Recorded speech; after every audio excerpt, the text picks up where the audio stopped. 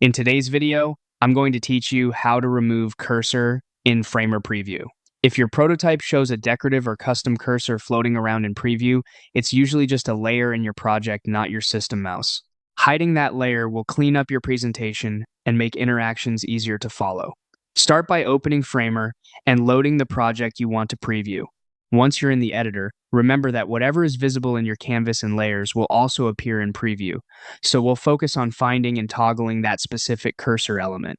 Open the Layers panel. This is the complete list of frames, components, and elements that make up your design. It's the fastest way to locate anything that might be overlaying your screens, including a cursor, graphic, or component. Use the search field at the top of the Layers panel to quickly narrow things down. Type cursor to filter the list.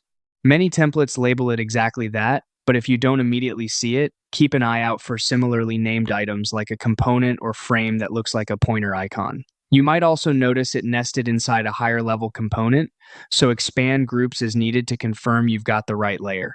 When you've identified the cursor layer, right-click it to open the context menu. This ensures you're acting on the correct element and not a parent group that controls other parts of your design. If you're unsure, a quick glance at the thumbnail or its position in the hierarchy can help verify it's the layer that draws the on-screen pointer. Choose Hide from the menu. This instantly toggles the layer's visibility off, which removes the custom cursor from your preview while leaving the element intact in your file. It's non-destructive, so you can always bring it back later by unhiding it. If you have multiple cursor layers, for example, different states repeat the same action for each one. That's it.